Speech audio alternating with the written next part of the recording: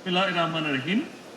Doctor association of Bangladesh ড্যাবের 37তম প্রতিষ্ঠা বার্ষিকী উপলক্ষে আয়োজিত আজকের এই অনুষ্ঠানের সম্মানিত সভাপতি, মঞ্চে উপস্থিত বাংলাদেশ জাতীয়তাবাদী দল বিএনপির সম্মানিত মহাসচিব মির্জা ফখরুল ইসলাম আলমগীর, উপস্থিত আমন্ত্রিত অতিবৃন্দ, আমার সামনে উপস্থিত আমন্ত্রিত অতিথিবৃন্দ এবং সারা বাংলাদেশ থেকে আগত ড্যাব সহ বিভিন্ন চিকিৎসকবৃন্দ এবং সকল উপস্থিতিবৃন্দ, আসসালামু আলাইকুম। আজ এখানে আমরা আপনাদের সামনে যারা উপস্থিত রয়েছেন, বলা যায় আমরা হাতে গোনা কিছু মানুষ ছাড়া খুব সম্ভবত অধিকাংশ মানুষই, বলা যায় 90% মানুষ এখানে চিকিৎসক। আমি নিজে চিকিৎসক নই, যদিও আমার ঘরে একজন চিকিৎসক আছেন, তবে একজন অচিকিৎসক ব্যক্তির একটি উক্তি আমি আপনাদের সামনে, মানে চিকিৎসক নন, আমি যেহেতু চিকিৎসক নই, তারপরে আমার মতনই একজন ব্যক্তি যিনি চিকিৎসক ছিলেন না, তার একটি কথা আপনাদের সামনে আমি উল্লেখ করতে চাই। আপনারা অনেকেই হয়তো তার নামের সাথে পরিচিত আছেন। এই ব্যক্তিটির নাম হচ্ছে টমাস এডিসন। তিনি একজন মার্কিন বিজনেসম্যান ছিলেন, একই সাথে উদ্ভাবকও ছিলেন। উনি একটি কথা বলেছিলেন, কথাটি হচ্ছে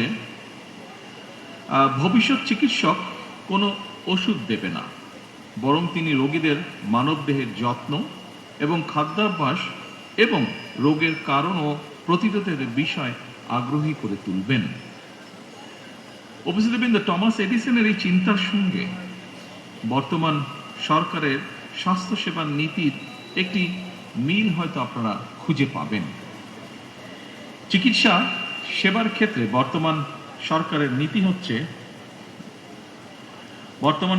নীতি হচ্ছে prevention is better then cure. আমরা মনে করি, বর্তমান সরকার মনে করে, মানুষকে যদি শুরুতেই রোগের উৎপত্তির কারণ এবং প্রতিকার সম্পর্কে সচেতন করা যায়, তাহলে খুব সম্ভবত সহজেই অনেক রোগেরই নিরাময় করা সম্ভব। এই প্র্যাকটিসটি ইউরোপে এখন ধীরে ধীরে শুরু হয়েছে।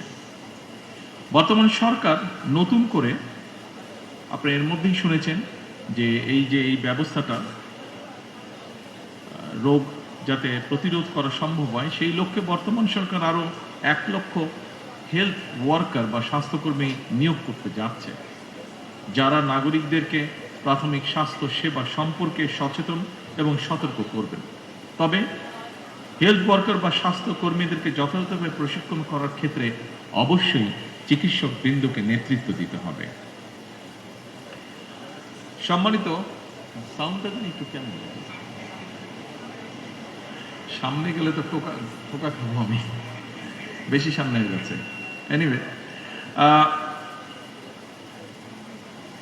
সম্মানিত উপস্থিতিবৃন্দ, সকল চিকিৎসকবৃন্দ, আপনাদের সাথে আমি আমার একটি উপলব্ধির কথা শেয়ার করতে চাই। কি সেটি হচ্ছে, শিক্ষার্থী কিংবা পেশাজীবীগণ রাজনীতিতে সন্তুষ্ট থাকবেন কিংবা কতটা থাকবেন, এটা নিয়ে বিভিন্ন মহলে একটি আলোচনা আছে। এর পক্ষে বিপক্ষে নানা মত রয়েছে, তবে আমার মতটি আমি আপনাদের সঙ্গে শেয়ার করতে চাই। একটি গণতান্ত্রিক রাষ্ট্রে যেহেতু রাজনৈতিক সিদ্ধান্ত প্রায় সকল কাজকেই প্রভাবিত করে, সেহেতু শিক্ষার্থী, শিক্ষক কিংবা পেশাজীবী সবাই যার যার মতাদর্শ অনুসারে রাজনৈতিকভাবে সুসংগঠিত থাকবেন বা সচেতন থাকবেন, এটা কোনো অযৌক্তিক কোনো বিষয় নয়। তবে হাততালিটা একটু পরে দিন, পরের লাইনটা বলে নেই, পরের কথাটা বলে নেই, তারপরে হাততালি দিয়ে। তবে এই তবেটাই হচ্ছে ইম্পর্টেন্ট বিষয়। তবে রাজনৈতিক সম্পৃক্ততা যেন নিজেদের পেশাগত দায়িত্ব পালনে বিঘ্ন না ঘটায় বা বিঘ্ন ঘটার কারণ না হয়, সেটি হচ্ছে মোস্ট ইম্পর্টেন্ট। এই ব্যাপারে এখানে উপস্থিত ড্যাবের সকল চিকিৎসক বৃন্দকে আমি সতর্ক থাকার জন্য আহ্বান জানাবো। প্রথাগত রাজনীতির বাইরে এসে রাজনীতির গুণগত পরিবর্তন খুব সম্ভবত প্রত্যেকটি সেক্টরে সামগ্রিকভাবে সমগ্র বাংলাদেশে এখন সময়ের একটি কঠিন দাবি বা খুব স্ট্রং ডিমান্ড, এটা আমরা সকলেই সেটি অনুভব করতে পারি, বিশেষ করে 5ই আগস্টের পর থেকে। সম্মানিত সকল উপস্থিতিবৃন্দ, দেশের স্বাস্থ্য ব্যবস্থা এবং চিকিৎসা সেবাকে আরও কার্যকর এবং জনবান্ধব করার লক্ষ্যে আপনাদের পক্ষ থেকে বেশ কিছু প্রস্তাব উপস্থাপন করা হয়েছে। এছাড়াও ডক্টর সুমন আমাদেরকে খুব সুন্দরভাবে একটি প্রেজেন্টেশন দিয়েছে। যে প্রস্তাবগুলো যতটুকু আমি জেনেছি বা যতটুকু আমি জানি, এর মধ্যে হয়তো কিছু বাদ যেতে পারে। যেমন 1 নম্বর, স্বল্পতম সময়ের মধ্যে বিশেষ বিসিএস এর মাধ্যমে 5,000 চিকিৎসক নিয়োগ। এরপরে আছে সরকারি, এখনো এটা বাস্তবায়ন হয়নি, আপনারা শুনে যান, আমি একটু বলি আগে। এরপরে যেটি আছে সরকারি চাকরিতে চিকিৎসকদের বয়সসীমা, আপনাদের যেটি দাবি আছে 32 থেকে 34 বছরে উন্নীত করা। চিকিৎসকদের অবসরের যে বয়সসীমা সেটিও 61 থেকে 65 বছরে উন্নীত করা। চিকিৎসক এবং রোগী উভয়ের নিরাপত্তা নিশ্চিত করতে একটি সময়োপযোগী স্বাস্থ্য সেবা সুরক্ষা আইন প্রণয়ন। এরপরে উপজেলা এবং প্রত্যন্ত অঞ্চলে কর্মরত চিকিৎসকদের জন্য বিশেষ ভাতা প্রণোদনার ব্যবস্থা। এরপরে যেটি আমার মনে আছে সেটি হচ্ছে বেসরকারি খাতে কর্মরত লক্ষাধিক চিকিৎসকদের জন্য একটি সুনির্দিষ্ট ও ন্যায্য বেতন কাঠামো প্রয়োজন। এবং খুব সম্ভবত আরেকটি দাবি আছে, শুধুমাত্র রাজনীতি কেন্দ্রিক না রেখে বিভাগ, জেলা, উপজেলা পর্যায়ে বিশেষিত হাসপাতাল প্রতিষ্ঠা। উপস্থিত সকল চিকিৎসক বৃন্দ,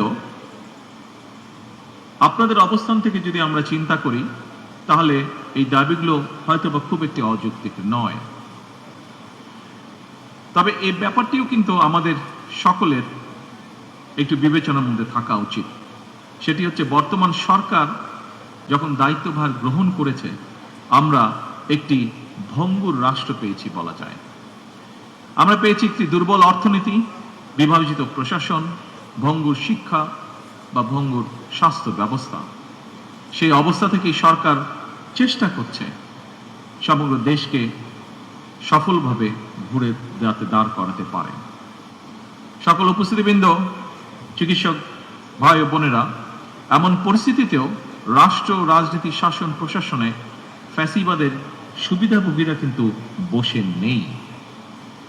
সাম্প্রতিক সময় আপনারা নিশ্চয়ই খেয়াল করেছেন, একটি চক্র খুব সুকৌশলে জ্বালানি কিংবা বিদ্যুৎ সেক্টরকে অস্থিতিশীল করার জন্য বেশ সক্রিয় তারা বিভিন্নভাবে বিভিন্ন বিভ্রান্তিকর বক্তব্য উপস্থাপন করছে। সরকার কিন্তু একবারও অস্বীকার করেনি যে বাংলাদেশের বহু মানুষ এই মুহূর্তে বিদ্যুৎ ও গ্যাস সংক্রান্ত বিষয় অনেক কষ্ট ভোগ করছে, আমরা জানি এটি। তবে আমি মাত্র উল্লেখ করেছি, আমরা সামগ্রিকভাবে একটি ভঙ্গুর অবস্থা বা ব্যবস্থা আমরা উত্তরাধিকার সূত্রে পেয়েছি। গ্যাস বা জ্বালানি বা পেট্রোল, সামগ্রিকভাবে জ্বালানি খাতে যেই অপরিকল্পিতভাবে প্ল্যান প্রোগ্রামগুলো গ্রহণ করা হয়েছিল, অথবা বিগত দিনগুলোতে কোনো নির্দিষ্ট মহলকে সুবিধা পাইয়ে দেওয়ার জন্য যে সকল নীতি গ্রহণ করা হয়েছিল, তার খেসারত সমগ্র দেশের মানুষ এবং বর্তমান সরকারকে বহন করতে হচ্ছে। সেজন্যই আমরা এর মধ্যে কাজ শুরু করেছি। আমরা কাজ করেছি যে এই যে অপরিকল্পিত প্ল্যান যেগুলো ছিল, যা আমাদের জ্বালানি খাতকে একটি বিপদের মুখে ফেলে দিয়েছে, কিভাবে সেটিকে সঠিক করে নিয়ে আসতে পারি, আমরা কিভাবে এমন একটি পরিকল্পনা আমরা উপস্থাপন করতে পারি যা বাস্তবায়নের মাধ্যমে এই পেট্রোল বলুন, গ্যাস বলুন বা সামগ্রিকভাবে জ্বালানি খাত বলুন, এর থেকে দেশ এবং দেশের মানুষকে ধীরে ধীরে আমরা সংকট থেকে ধীরে ধীরে আমরা বের করে নিয়ে আসতে পারি। সম্মানিত উপস্থিতিবৃন্দ, সরকার শিক্ষা, স্বাস্থ্য, জ্বালানি সহ প্রতিটি সেক্টরকে স্বয়ংসম্পূর্ণ এবং স্বনির্ভর করতে বাস্তবমুখী পরিকল্পনা গ্রহণ এবং তা বাস্তবায়নের কাজ এরই ভিতরে শুরু করেছে। বাংলাদেশের স্বাস্থ্য এবং চিকিৎসা ব্যবস্থাকে আধুনিক করতে এবং স্বয়ংসম্পূর্ণ করতে সরকার ইতিমধ্যেই প্রথমবারের মতন স্বাস্থ্য খাতে দ্বিতীয় সর্বোচ্চ বাজেটকেও বরাদ্দ করেছে।